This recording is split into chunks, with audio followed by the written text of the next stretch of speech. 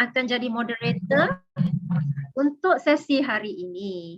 Terima kasih kerana sudi meluangkan masa untuk menimba ilmu mengenai spina bifida. Sebelum kita mula, saya ingin terangkan sedikit tentang maklumat program atau siri webinar ini. Untuk tahun ini, CBM telah merancang untuk mengadakan siri webinar pada minggu ketiga setiap bulan pada hari Sabtu, dan tujuannya adalah untuk meningkatkan kesedaran dan mengenai spina bifida bukan sahaja untuk pesakit dan penjaga atau ibu bapa, tetapi juga kepada orang ramai. Jadi setiap bulan kami akan menyampaikan topik penting yang berkaitan dengan rawatan pesakit spina bifida. Penceramah-penceramah yang kita jemput setiap bulan adalah pakar-pakar perubatan dari pelbagai bidang daripada seluruh Malaysia, dan mereka sangat berpengalaman dalam penjagaan spina bifida. Jadi sebelum kita bermula, ada sedikit pesanan daripada kami. Nombor satu, ketika ceramah sedang dijalankan, tolong mutekan mikrofon dan offkan video anda. Dan kedua, sesi soal jawab akan diadakan pada hujung ceramah. Dan sekiranya ada soalan, sila typekan soalan anda dalam chat box terlebih dahulu dan penceramah akan menjawab pada hujung ceramah. Kalau anda sedang melihat melalui Facebook Live, anda boleh meletakkan soalan anda pada ruangan komen. Okey. Jadi jikalau anda hendak mengemukakan soalan secara live, sila tunggu sehingga ceramah sudah berakhir. Jadi tanpa melengahkan masa lagi, kita akan teruskan dengan ceramah hari ini. Jadi topik hari ini bertajuk kecederaan tekanan dalam spina bifida, dan penceramah kita hari ini adalah Dr. Yusma Asni binti Yusmido. Saya perkenalkan Dr. Yusma dahulu. Jadi Dr. Yusma Asni menamatkan pengajian dalam bidang perubatan pada tahun 2005 di Universiti Putra Malaysia dan melanjutkan pelajaran dalam bidang master perubatan rehabilitasi di Universiti Melaya pada tahun 2010. Beliau tamat pengajian master pada tahun 2014 dan seterusnya berkhidmat sebagai pakar di Hospital Tunku Ampuan Afzan di Kuantan, Pahang sehingga sekarang. Jadi dipersilakan Dr. Yusma Asni.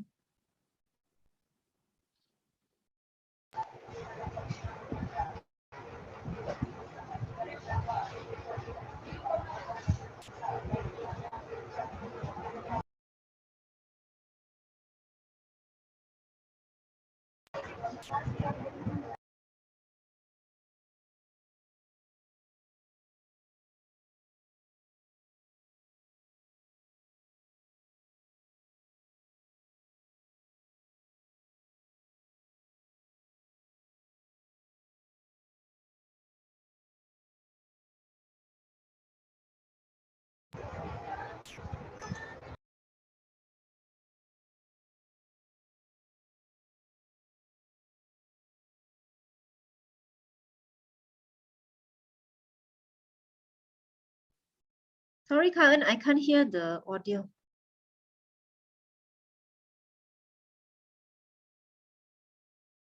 Pengkelasan kudis tekanan, principles Yes, okay now, thank you. Pencegahan kudis tekanan, peralatan perubatan yang digunakan dan juga akhir sekali adalah kesan. Okey, sebagai pengenalan,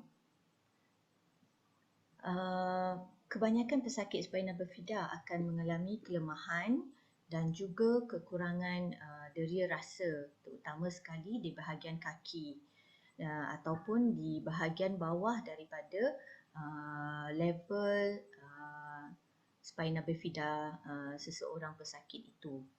Okey, disebabkan oleh itu, pesakit spina bifida akan ada risiko yang lebih tinggi untuk mengalami kecederaan disebabkan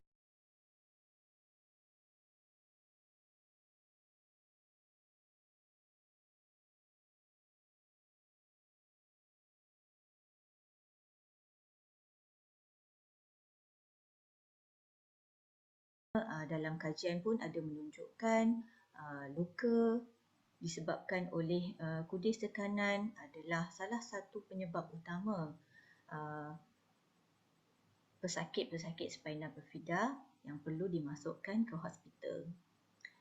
Okey, kudis tekanan ini juga boleh menyebabkan komplikasi yang serius seperti jangkitan kuman, amputasi anggota yang terlibat dan yang teruk sekali adalah kematian. Okey, so sedikit ulang kaji berkaitan dengan jenis spina bifida.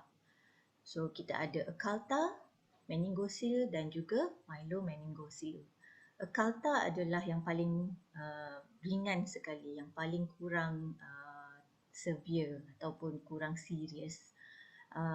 Di mana biasanya kita tak nampak ada sebarang benjolan yang besar di bahagian tulang belakang dan kebanyakan pesakit hanya boleh dikenal pasti melalui X-ray ataupun scan. Okay. Meningocele pula adalah kedua serius di antara ketiga-tiga jenis ini, di mana selaput meninges yang melindungi spinal cord ataupun saraf tunjang telah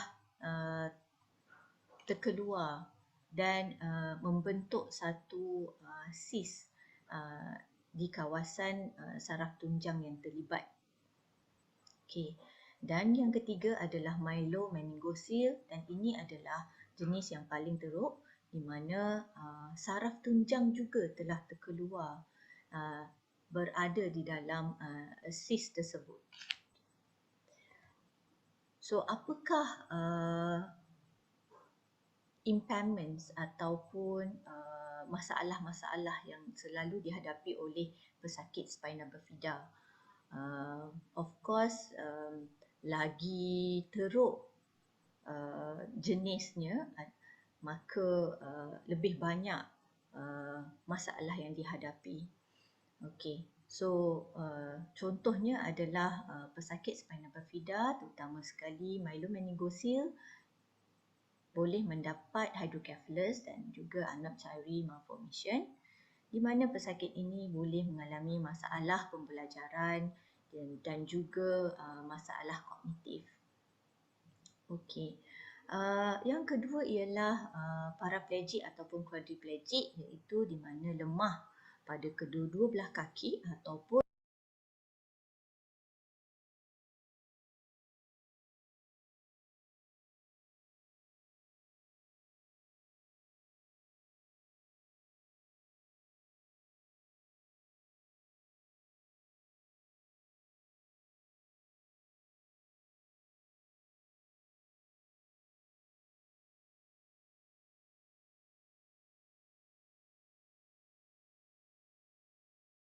masalah kepada mengawal ataupun masalah pada kefungsian pembuangan air besar dan air kecil, di mana komplikasinya boleh menyebabkan jangkitan kuman pada saluran kencing, batu karang, dan untuk neurogenic bowel boleh menyebabkan sembelit yang kronik. Okey, dan satu lagi ialah kurangnya deria rasa. So, kurangnya deria rasa ini yang boleh menyebabkan pesakit spina bifida terdedah kepada risiko untuk mendapat kudis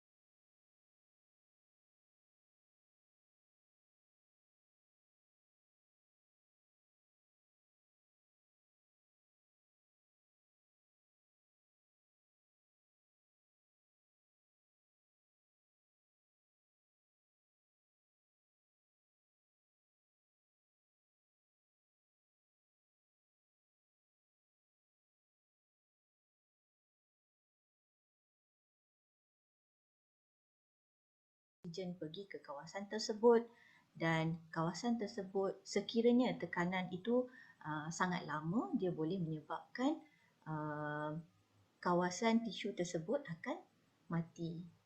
Okey, satu lagi faktor ialah bila ada friction of skin against surface. So di mana sekiranya seseorang pesakit itu diseret di antara permukaan yang keras ataupun even di atas permukaan katil. Jadi ini juga boleh menimbulkan luka dan menyebabkan kudis tekanan. So apakah faktor risiko kudis tekanan? So kita boleh bahagikan kepada dua, iaitu extrinsic factor dan juga intrinsic factor. So faktor luaran dan juga faktor dalaman. Okey.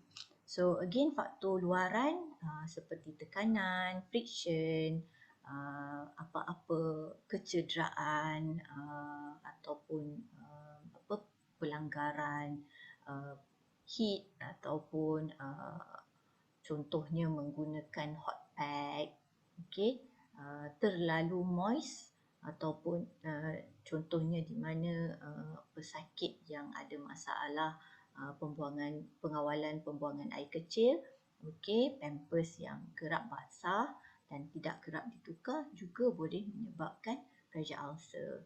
Dan satu lagi adalah posisi pesakit tersebut. Intrinsic factor ataupun faktor dalaman adalah immobility di mana kebolehan pesakit itu untuk bergerak, kekurangan deria rasa. Faktor umur juga memainkan peranan penting di dalam penyembuhan. So sekiranya pesakit itu lebih berusia dan memiliki banyak penyakit, ini juga akan menyebabkan pesakit tersebut terdedah kepada kudis tekanan. Jenis badan ataupun ini kita kata lebih kepada saiz badan lah. So pesakit yang mengalami obesiti lebih mudah mendapat kudis tekanan. Poor nutrition ataupun kekurangan zat makanan, pesakit yang terlalu kurus, badannya banyak tulang-tulang yang timbul. So sebenarnya ini akan menyebabkan tekanan di kawasan-kawasan yang tertentu dan seterusnya juga menyebabkan kudis tekanan. Infection, okey, sekiranya ada jangkitan kuman dan sekiranya ada incontinence ataupun kegagalan untuk fungsi buah pinggang dan fungsi pundi kencing dan juga usus, okey, di mana pesakit yang memakai pampers, okey, buang air besar di dalam pampers dan juga kencing di dalam pampers juga akan mempunyai risiko untuk mendapat kudis tekanan lebih tinggi. Okey. Apakah kawasan-kawasan yang selalu terbentuknya kudis tekanan? Okey, so bagi seseorang yang sentiasa dalam keadaan baring, okey, terlentang di mana di kepalanya, okey, boleh terbentuk di bahu, di bahagian bawah belakang, di bahagian siku dan juga di bahagian tumit. So dalam keadaan mengiring juga ada beberapa bahagian lain yang boleh terbentuk kudis tekanan di bahagian telinga, pinggul dan juga di antara lutut dan juga buku lali. Bagi pesakit yang sering duduk, kita panggil menyandar di atas katil, juga berisiko untuk mendapat kudis tekanan di beberapa kawasan, iaitu di bahagian kepala, bahu, di bahagian belakang, sacrum dan juga di bahagian tumit. Okey, pesakit yang duduk di atas kursi roda juga berisiko untuk mendapat kudis tekanan sekiranya tidak melakukan pressure relief ataupun untuk mengurangkan risiko tekanan, risiko untuk terbentuknya kudis tekanan. Dan kawasan yang selalu terbentuk kudis tekanan ialah di tumit, di pinggul dan juga di bahu. Okey. Apakah faktor risiko untuk mendapat kudis tekanan di kalangan pesakit spina bifida? So kajian ada dijalankan. Okey, faktor-faktor risikonya adalah seperti usia, di mana pesakit yang lebih berusia akan lebih mudah mendapat kudis tekanan. Kedua ialah pesakit yang menggunakan wheelchair ataupun kursi roda. Pesakit yang berjalan tanpa memakai alat sokongan kaki yang sesuai, pesakit yang mengalami obesiti, yang ada masalah kognitif, ataupun pemikiran, spina bifida jenis myelomeningocele, dan juga pesakit yang mengalami bowel and bladder incontinence ataupun kegagalan mengawal fungsi buang air besar dan buang air kecil. So ini adalah antara faktor risiko yang boleh menyebabkan kudis tekanan di kalangan pesakit spina bifida. Okey, next kita akan pergi ke pengkelasan kudis tekanan. Okey, staging of pressure ulcer. So pertama sekali kita perlu tahu apakah anatomi kulit kita. So lebih mudah untuk saya terangkan dan lebih mudah untuk tuan-puan semua memahami staging yang akan kita buat nanti. Okey, so kita bahagikan kulit kepada 3 bahagian, iaitu terdiri daripada epidermis, dermis dan juga subcutaneous tissue ataupun ini adalah fat tissue. So di bawah ni akan ada otot lah, muscle dan juga seterusnya tulang. Okey. So untuk pengkelasan kudis tekanan secara umumnya kita boleh bahagikan kepada empat stage lah.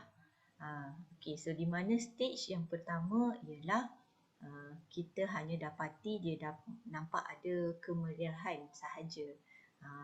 Di mana kemerahan ini bila kita tekan dia tu dia dah tak berubah warnanya, tetap kekal merah. Okey. Terutama sekali ni boleh terbentuk di kawasan yang yang tulang, di kawasan yang timbul disebabkan oleh tulang lah. Okey. Dan ini hanyalah melibatkan layer epidermis, lapisan epidermis. So untuk stage yang kedua, okey, telah ada luka pada permukaan kulit yang telah menyebabkan hilangnya lapisan epidermis dan menyebabkan lapisan dermis pun dah terdedah. Okey. Di peringkat ini luka masih lagi nampak cetek lah, shallow. Okey, very superficial. Okey, untuk stage yang ketiga di mana kita dapati dah ada full thickness of skin loss. So maksudnya dah habis dah ni dermis, epidermis dah masuk ke subcutaneous tissue. Okey, dah boleh nampak dah fat tissue-nya. Okey. Dan of course yang teruk sekali adalah stage yang keempat di mana the whole thickness of the skin dah terlibat dan menyebabkan otot juga telah luka, which is muscle, dan boleh nampak pada tulang juga. Okay, so ini adalah yang stage 4 ni adalah yang paling teruk. Okay, untuk satu jenis pengkelasan lagi, okay, stage 1, 2, 3, 4 ni sama je, tapi dia tambah 2 lagi. So di mana kita namakan dia suspect deep tissue injury. So kita nampak dekat permukaan dia tu mungkin kulit tu nampak masih ada lagi, tapi warna dia dah gelap dah kita suspect sebenarnya otot pun mungkin dah terlibat lah, dah terkesan, dah terlalu lama tekanan yang diberikan tu. Okey. Dan satu lagi kita panggil unstageable. Tak boleh nak dikelaskan sebab dah hitam. Okey, hitam. Dan biasanya untuk suspected deep injury and unstageable ni sebenarnya dia dah jadi stage 3 and 4 lah. Kita cuma hanya dapat pastikan dia berada di stage mana sekiranya dah dibuat wound debridement ataupun kita panggil dibersihkanlah tisu-tisu yang dah mati tu tadi. Okey, apakah kepentingan staging ni? Okey. Satu, kita nak tahu dah berapa dalam dah luka tu. Dah sampai layer mana dah yang terlibat. Okey. Dan kita boleh tahu juga berapa teruknya luka tu. Okey. Dan ini juga dapat membantu doktor dalam membuat keputusan memberikan perawatan yang sepatutnya. Dan ini penting dalam dokumentasi dan juga bila antara doktor nak berkomunikasi. So bila kita kata stage 3, stage 4, so sepatutnya setiap doktor pun faham macam mana sebenarnya luka pesakit tersebut. Okey. Kemudian kita akan pergi ke treatment of pressure ulcer. Okey, rawatan kudis tekanan tu.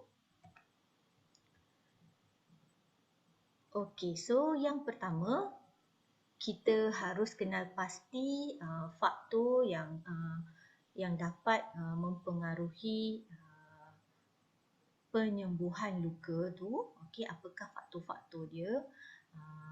Yang ini saya akan terangkan lagi lah apakah faktor yang boleh mempengaruhi wound healing ataupun penyembuhan luka.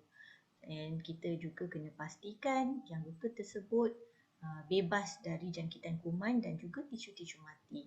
So selagi tisu-tisu mati ni ada, memang tisu baru yang baik tidak dapat tumbuh. Okey. Yang kedua adalah kita akan kenal pasti apakah jenis dressing yang kita akan gunakan. Okey. Dan juga kita harus pastikan yang luka tu tak boleh terlalu kering dan juga tak boleh terlalu basah. So ini doktor lah ataupun nurses dan nurses yang akan buat lah. Okay. So yang ketiga adalah kita kena fikirkan bagaimanakah nak mengalihkan tekanan pada kawasan luka tersebut. Ini adalah untuk memastikan pengaliran oksigen lebih bagus dan juga ini akan membolehkan tisu baru untuk tumbuh. Okey, sekiranya kita tidak mengalihkan tekanan pada bahagian tersebut, luka itu boleh menjadi lebih teruk dan juga pesakit boleh mendapat jangkitan kuman. Tisu baru juga takkan tumbuh. Okey, and of course kita harus kenal pasti apa yang menyebabkan kudis tekanan itu berlaku dan kita harus manage penyebabnya tu untuk mencegah kudis tekanan berlaku lagi. Okey. So, kita pergi kepada faktor yang mempengaruhi penyembuhan luka. Okey, mana kita boleh bahagikan kepada dua, local factors dan juga systemic factors. Okey, so local factors macam saya cakap tadi, oxygenation. Okey, that's why pesakit-pesakit yang ada kudis tekanan, kita juga harus check dia punya sel darah merah ataupun hemoglobin level dan kita harus optimumkan lah. Jika tidak, oksigen yang dapat pergi ke kawasan kulit ni semuanya akan jadi lebih berkurangan. Okey, dan kita harus pastikan yang dia tak ada sebarang jangkitan kuman. Sekiranya perlu, kita harus memulakan pesakit dengan antibiotik. Okey, ini setelah kita membuat penilaian lah keadaan pesakit tersebut. Okey, ketiga adalah foreign body. Foreign body ni macam benda asing lah. So kita tak boleh macam contohnya kalau kat kudis tekanan tu ada batu ke, okey, ada apa-apa kotoran yang masuk. So memang dia tak akan baik. Satu lagi dia akan menyebabkan jangkitan. Okey, so kita kena pastikan luka bersih dan buang sebarang benda asing. Okey, venous insufficiency. So ini macam pastikan dia punya saluran darah ni semua pun okey lah. Okey. Systemic factors, increasing age. So maksudnya lagi berusia, kebolehan untuk luka untuk sembuh dengan cepat tu akan lebih lambat lagi. Okey. Stress, ya. So stress ni memang tak bagus lah untuk semua benda, basically not only wound tapi kepada semua benda. So of course stress ni harus di manage. Okay. Penyakit seperti diabetes, okay, Cushing syndrome. So diabetes bagi pesakit-pesakit SB yang dewasa, SB dewasa, okay, terutama yang berumur 40 tahun ke atas, harus melakukan saringan kesihatan secara berkala. So sekiranya pesakit-pesakit ni pun ada strong family history atau sejarah keluarga yang kuat, harus membuat saringan lebih awal lagi, terutama sekali jika mengalami gejala. Okey. Seterusnya adalah obesity. Okey, masalah kegemukan. Okey. Ini juga dapat mempengaruhi penyembuhan kudis tekanan. Malnutrition, okey, kurangnya zat pemakanan dalam pemakanan seharian pesakit tersebut. Okey. Certain medication, okey. Sekiranya pesakit mengambil alkohol juga akan mempengaruhi penyembuhan kudis. Perokok, okey, ini memang kita dah sedia maklum lah. Merokok memang sangat tak bagus dan of course dia akan menyebabkan luka bertambah lambat sembuh. Okey. Dan akhir sekali immunocompromised patient. So ini adalah pesakit-pesakit yang mengalami penyakit seperti kanser, HIV, yang menjalani radioterapi. So ini dia punya sistem imuniti badan pun dah sangat rendah. So ini dapat mempengaruhi penyembuhan kudis tekanan, ya. Okey. So apakah nutrisi yang diperlukan untuk penyembuhan kudis tekanan ataupun penyembuhan luka, ya? Kita bahagikan kepada dua, macronutrients dan juga micronutrients. So macronutrients seperti protein dan amino acid, okay, carbohydrate, lipids and also essential fatty acid. Okay, untuk micronutrients seperti vitamins A, B complex, C, E dan K, and minerals macam copper, iron and zinc. So secara keseluruhannya pemakanan haruslah seimbang dan kita harus mengamalkan pemakanan yang sihat agar nutrisi yang kita dapat adalah mencukupi. Okey, ini antara contoh-contoh pemakanan yang mengandungi nutrien seperti yang saya sebut tadi lah. Okey, ini boleh dijadikan sebagai panduan, ya. Apakah makanan-makanan yang mengandungi vitamin-vitamin ini. Okey.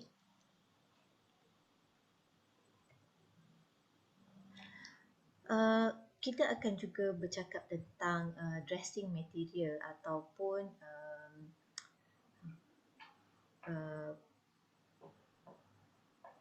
bahan yang digunakan untuk membersihkan luka. Okey. di mana kita harus mengenal pasti dahulu jenis luka tersebut, dan daripada situ kita akan tahu yang mana dressing material yang sesuai. Ini saya bagi just untuk panduan, tapi ini lebih untuk kegunaan doktor yang merawat pesakit. Okey. So di mana jika kita nak menggalakkan pertumbuhan tisu baru, ada gel yang boleh kita gunakan. Sekiranya luka nampak kotor, ada dressing yang kita boleh gunakan untuk membantu mengurangkan jangkitan kuman dan juga seterusnya membersihkan luka tersebut. So again, ini adalah sebagai pendedahan sahaja kepada semua pendengar, dan jenis yang bersesuaian, jenis dressing yang bersesuaian akan ditetapkan oleh doktor yang merawat. Okey, ini adalah salah satu slide yang paling penting. Okey, so pastikan kita kenal pasti tanda amaran bila kita perlu mendapatkan medical attention secepat yang mungkin sekiranya kita mengalami kudis tekanan. Okey, pertama sekali sekiranya ada tanda-tanda sepsis ataupun jangkitan kuman pada seluruh badan di dalam darah lah. Okey, so di mana pesakit mengalami demam yang tinggi, okey, luka telah ada discharge ataupun mengeluarkan cecair yang berbau busuk, ada merah, bengkak, kawasan kulit yang terlibat terasa panas, di mana kita risau sekiranya di dalam tu ada nanah. Okey, dan juga jika kita dapati ada kita panggil necrotic patch, di mana necrotic patch ni nampak kulit tu dah jadi mati, kehitaman dan juga basah. So ni adalah tanda-tanda amaran di mana perlu pergi mendapatkan rawatan, perubatan secepat yang mungkin. Okey. Next kita pergi kepada offloading and pressure relief method. So di mana kita perlu alihkan tekanan pada kawasan kudis tekanan tersebut supaya oxygenation dan juga nutrien dapat sampai dengan baik ke kawasan tersebut, dan ini akan dapat menyembuhkan kudis tekanan. Okay. So pressure relief to off the pressure from certain area. So kita kena buat pressure relief ni untuk alihkan tekanan dan untuk reperfusion of the skin. So antara pressure relief methodnya adalah dengan membuat push up, okay, lean forward and also lean side to side. Okay, nanti saya akan tunjukkan dalam video. Pesakit-pesakit SB yang mengalami kudis tekanan pada kaki juga perlu dialihkan tekanannya mungkin sebahagian, okay, dengan menggunakan walking aid. So walking aids yang dapat ataupun alat bantuan untuk berjalan. So antara contohnya seperti walking frame, okay, dan juga forearm crutches. So ini boleh digunakan untuk mengalihkan tekanan. Foot orthosis, okay, for example ankle foot orthosis, total contact insole, okay, ini juga digunakan untuk redistribute pressure. So mengalihkan tekanan pada kaki ke seluruh tapak kaki instead of ke satu-satu kawasan, okay, di mana di kawasan yang paling tinggi tekanan tu akan berisiko mendapat kudis tekanan, okay, dengan memakai foot orthosis ataupun total contact insole ni didapat redistribute the pressure and also can support the foot. Okay. Bagi pesakit-pesakit yang menggunakan wheelchair, okay, dan mengalami masalah deria rasa di bahagian pinggang dan ke bawah, perlulah memakai cushion, special cushion untuk wheelchair, dan ini juga bertujuan untuk mengalihkan tekanan pada kawasan yang sensitive pressure and also to redistribute the pressure. Okay, next we go to the prevention of pressure ulcer. Okay. So, untuk prevention of pressure ulcer ataupun pencegahan kudis tekanan, kita sarankan pesakit spina bifida untuk memeriksa daripada kepala ke kaki, okay, ataupun dekat common area, kawasan-kawasan yang berisiko untuk mendapat kudis tekanan pada setiap hari. Terutama sekali selepas mandi, okay, sebelum tidur, boleh periksa kaki supaya kudis tekanan yang di peringkat awal dikenal pasti dan dapat terima rawatan yang sepatutnya. Okay. Yang kedua, dapatkan medical attention ataupun perawatan jika dapati kulit anda berwarna merah, terasa panas, okay, spongy and hard skin, maksudnya kulit di kawasan tu menjadi keras, okay, ataupun kita dah dapati dah luka dah kawasan kulit tu. Okay. Yang ketiga, treat your skin gently to help prevent pressure ulcer. So maksudnya kulit pun harus dibelai. So di mana jika kita nak bersihkan kulit, gunakanlah sponge yang lembut, okay. Jangan gunakan permukaan yang keras, okay, dia boleh menyebabkan luka. Dan tambahan lagi, kawasan-kawasan yang kurang deria rasa tu, kalau kita guna yang keras pun tak sedar nanti luka tu dah terbentuk. Okay. Kemudian guna juga moisturizing cream ataupun krim yang untuk melembapkan kulit. Okay. Kulit yang kering lebih terdedah kepada luka. Okay. Boleh juga guna skin protection cream or spray. Okay. Ada macam-macam jenis, kita panggil barrier cream. Di farmasi boleh didapati, dan boleh gunakan barrier cream ni di kawasan-kawasan yang kita kata ada bony prominence ataupun yang tulang timbul, kan, berisiko untuk mendapat kudis tekanan. Kalau kat kaki tu maybe di tulang buku lali di tepi kiri kanan, di medial and lateral malleolus tu tulangnya, okay.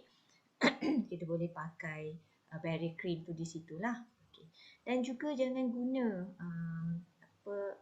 bedak ataupun bedak lah, sebab orang di Malaysia ni suka gunakan bedak untuk macam mengeringkan kulit, tapi sebenarnya tu tak sesuai, tak bagus. Okay.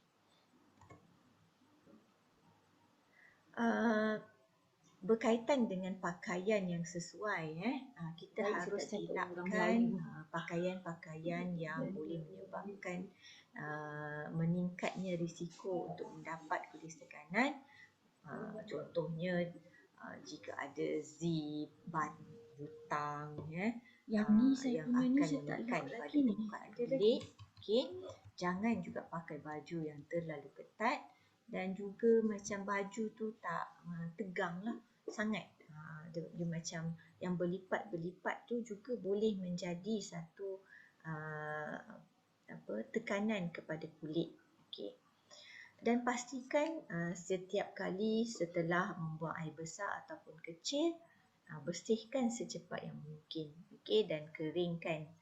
Dan again boleh gunakan yang saya bagi tahu tadi, barrier cream ataupun skin protection cream. Okay. Untuk pesakit yang menggunakan kerusi roda, okay, pastikan kerusi roda tu saiz yang bersesuaian dengan kamu lah. Berbincang dengan doktor tentang ataupun terapis tentang saiz kerusi roda yang sesuai sebelum membuat sebarang pembelian. Okey, so sekiranya anda mengalami kenaikan berat badan, so jumpa dengan doktor ataupun terapis untuk cek sama ada masih fit ataupun tak kerusi roda yang digunakan tu. So kalau ada rasa tekanan di mana-mana, please tolong bagi tahu pada doktor yang merawat. Okey. Harus duduk atas specialized wheelchair Ya, cushion. saya nak kata Okey. Di neuropathic mana ulcer jenis yang nanti sesuai diorang ni tak akan faham. diberitahu oleh doktor yang merawat lah. Susah. Okey. Yang pastinya jangan duduk di atas donut shape cushion. Ramai juga yang duduk atas cushion yang berbentuk donut ni, di mana dia akan memberikan tekanan di setengah kawasan. So lebih tekanan sebenarnya. So ini akan meninggikan risiko untuk mendapat polis tekanan. Okey. Next, pesakit ataupun penjaga perlu mengalihkan tekanan daripada wheelchair tu setiap 15 ke 20 minit. So ini untuk alihkan tekanan tu dan juga untuk pastikan darah dapat mengalir dengan baik. So dengan cara melakukan push up, lean forward and also lean side to side. Okay. And perlu juga membuat transfer teknik yang betul. So jangan seret diri ataupun biarkan berlakunya geseran. So itu akan menyebabkan kudis tekanan berlaku. And of course, belajarlah cara transfer yang betul daripada terapis yang bertauliah. Okey, so saya akan share, kita akan tonton satu video bagaimanakah melakukan pressure relief. Okey, so enjoy.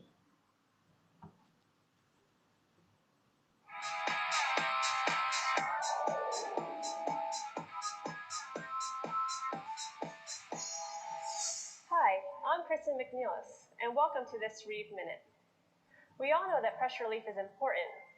I also know most people don't do it as frequently as their therapists recommend. Did you know that after 1 hour of sitting, tissue requires 2 full minutes to reperfuse with oxygen-rich blood? Yet the average pressure relief is only 49 seconds. It's also important that you vary the way you do your pressure relief. Doing a raise every hour puts a lot of strain on your shoulders. Try leaning all the way forward so that your sit bones raise up. Also, try leaning side to side. If you're in a power chair, a caregiver can help you with both leaning forward or leaning side to side. If your chair tilts, be sure to take it all the way back. It is designed to go to the optimal 55-degree angle to take all of the pressure off of your sit bones. With this Reeve Minute, I'm Kristen McNeilis.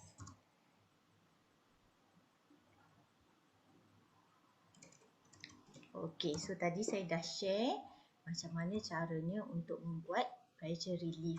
So ada beberapa cara tadi. So itu haruslah dilakukan dengan kerap lah agar kudis tekanan tak terbentuk. Okey.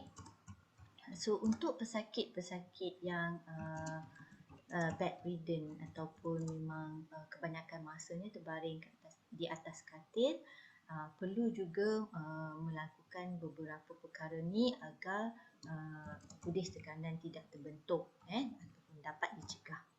So di mana pesakit haruslah ditukar posisinya setiap 2 jam. Okey. Pastikan cadar dan baju juga kering dan lembut, tak ada macam kedutan di mana dia boleh menyebabkan tekanan pada kulit juga. Okey.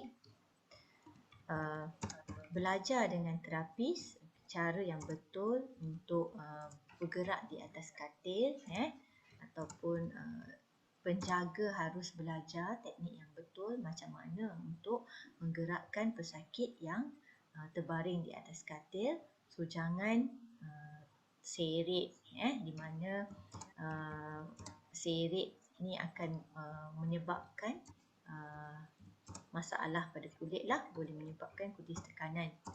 Dan finally, check kulit secara regular untuk pastikan tiada kudis tekanan, dan kudis tekanan dapat dikesan dengan awal sekiranya ada. Okey. Finally kita pergi kepada apakah peralatan perubatan yang sering digunakan dan boleh mengurangkan risiko untuk mendapat kudis tekanan. Okey, bagi pesakit-pesakit FSB yang berjalan, okey, pesakit akan dibekalkan dengan foot orthosis. Okey, ada macam-macam jenis foot orthosis bergantung kepada level pesakit, okey, level saraf tunjang yang terlibat. Okey, doktor terutama sekali pakar rehab, okey, akan membuat penilaian, pemeriksaan dan akan prescribe foot orthosis yang bersesuaian. Okey, so kita ada solid AFO, ada hinge AFO, ada SMO, so macam-macam lah kat sini. And satu benda lagi yang ini yang biasanya yang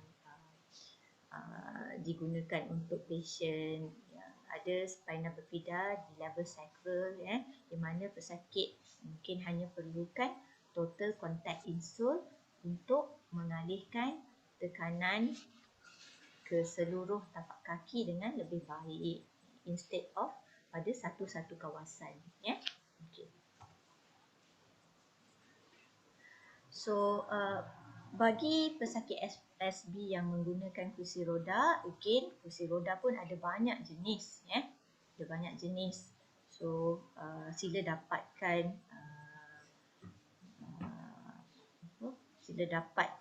nasihat daripada doktor yang merawat jenis mana yang bersesuaian. Dan pesakit yang mengalami masalah deria rasa selalunya akan dibekalkan sekali dengan pressure relief cushion lah. Ni yang cushion, special cushion pada wheelchair.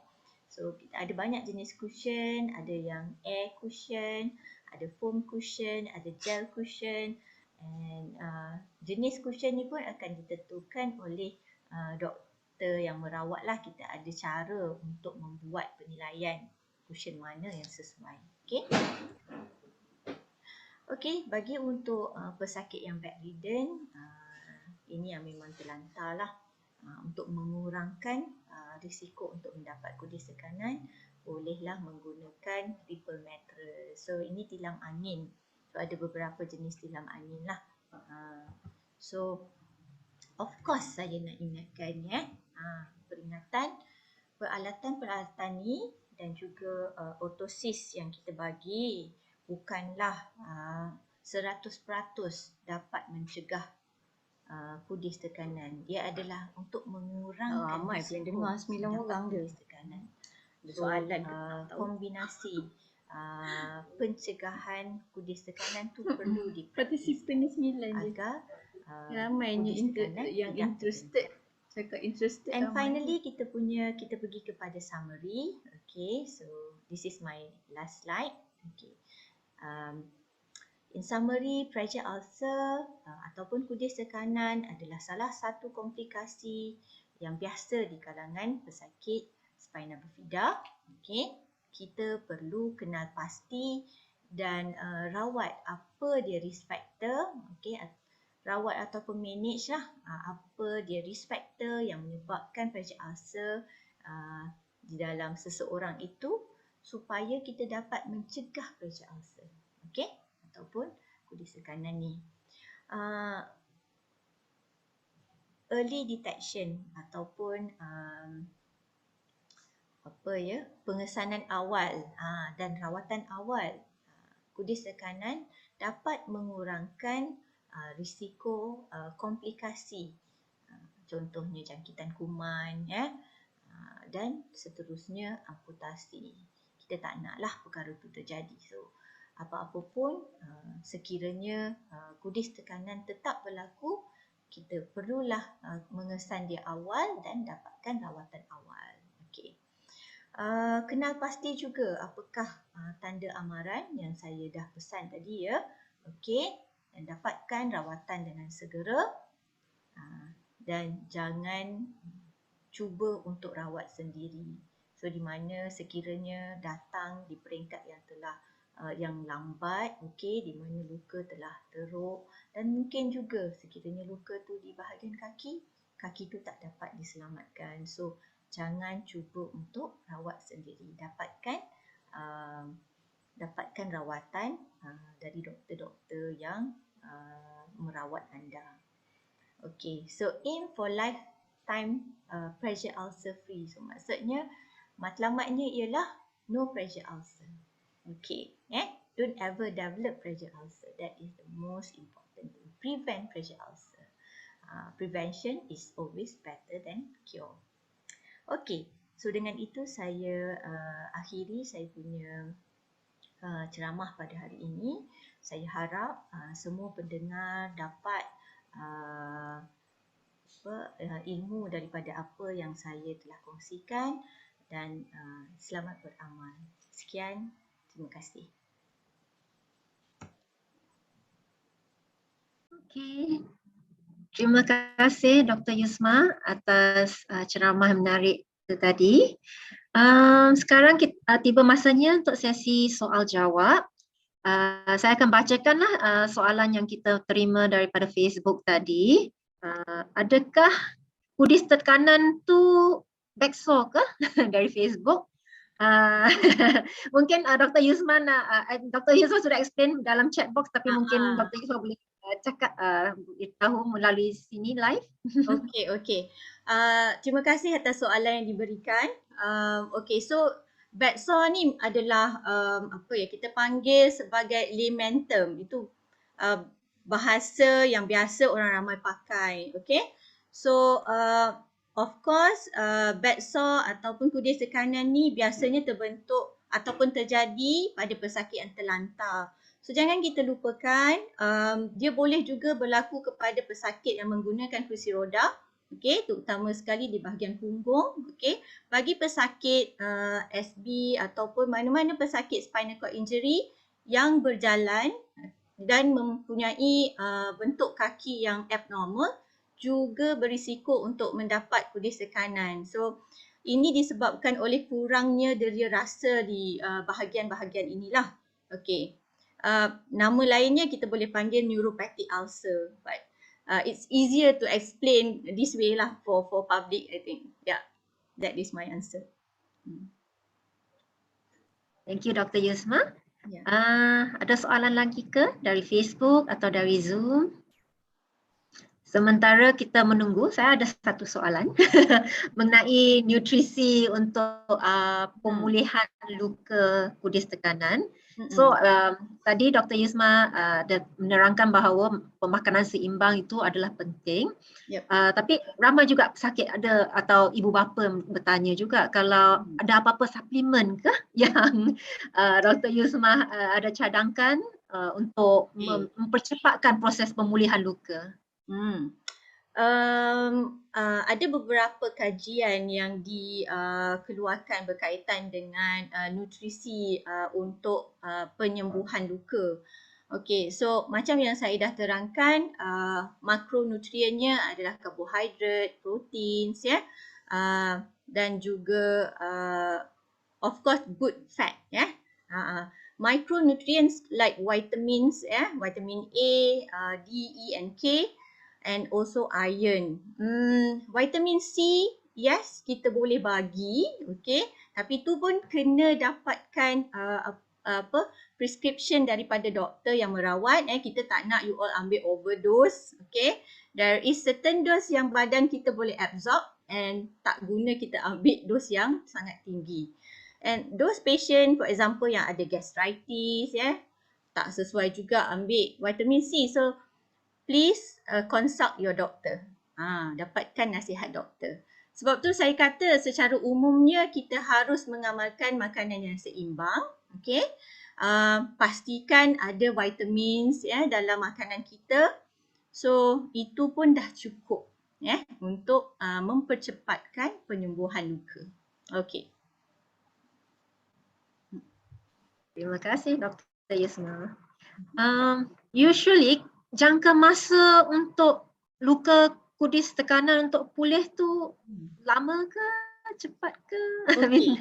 So macam saya terangkan tadi, ada beberapa principles kan untuk kita menyembuhkan kudis tekanan ni. Of course kita kena identify apa yang menyebabkan kudis tekanan tu. So kalau kita tak alihkan, tak manage penyebabnya, so kudis tekanan tu is either baik and then berlaku lagi, ataupun memang tak sembuh or even worsen, jadi lebih teruk lagi. So pertama sekali kita kena kenal pasti mengapa kudis tekanan tu berlaku.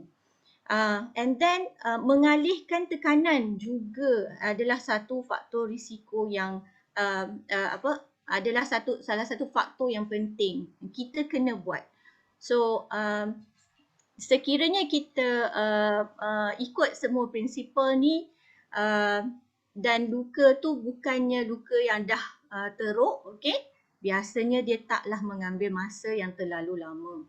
So sebab tu saya nasihatkan semua pesakit dapatkan rawatan secepat yang mungkin, okay. So jangan tunggu dah teruk baru datang. Masalah dengan setengah pesakit sebab dia tak ada diri rasa, so dia rasa tak apa, okey je, teruskan berjalan. Sedangkan luka tu sebenarnya dah merebak. Yep, betul. Terima kasih Dr. Yusma atas ingatan tersebut. Memang sebab tak rasa. Tapi tengok-tengok lama sudah melarat bila datang ke hospital. Betul. Jadi memang sangat pentinglah untuk semua penjaga dengan individu dengan SB untuk sentiasa memeriksa kaki secara kerap, pastikan tiada luka dan pastikan luka itu tidak melarat lah. Yes, betul. Okey, untuk pengetahuan orang ramai pada hadirin sekalian, SIBIAN Spina Bifida Association Malaysia boleh memberi bantuan dari segi alatan perubatan seperti dressing kit, alatan cucian luka dan dressing material, macam gauze, air untuk mencuci luka. Sekiranya anak anda atau anda memerlukan bantuan lah dari segi penggunaan alatan dressing. Jadi because they can get a bit expensive, bukan murah ya barang-barang dressing cucian luka ni. So and kita pun tahu especially zaman-zaman COVID ni ramai pun mengalami masalah ekonomi lah dalam rumah tangga sendiri. So apa-apa kalau memerlukan apa-apa bantuan, sila hubungi dengan SIBIAN ya. Okey, so sekarang dah hampir penghujung masa 3:30. Jikalau tak ada soalan lagi, kita ucapkan terima kasih sekali lagi pada Dr. Yusma kerana bersama kita hari ini. So ini adalah webinar terakhir untuk tahun ini 2021. So saya berharap anda para hadirin sekarang sekalian mendapat banyak manfaat daripada ceramah ini dan daripada ceramah-ceramah yang sebelum ini. Jadi sebelum saya akhir, saya ingin memberitahu bahawa webinar seterusnya akan berlangsung pada tahun hadapan, bulan 1 ya, Januari 2022 juga. Dan topiknya ialah penjagaan kateter dalam spina bifida. Okey. Dan ia akan diberikan, ceramah ini akan diberikan oleh Cik Farizan Abdul Majid. Dia adalah seorang jururawat terlatih, staff nurse di Universiti Kebangsaan Malaysia. Okey, jadi pada semua terima kasih kerana bersama kita hari ini. Everyone take care, stay safe. Pada yang menyambut Merry Christmas dan selamat tahun baru 2022. Kita jumpa lagi tahun depan.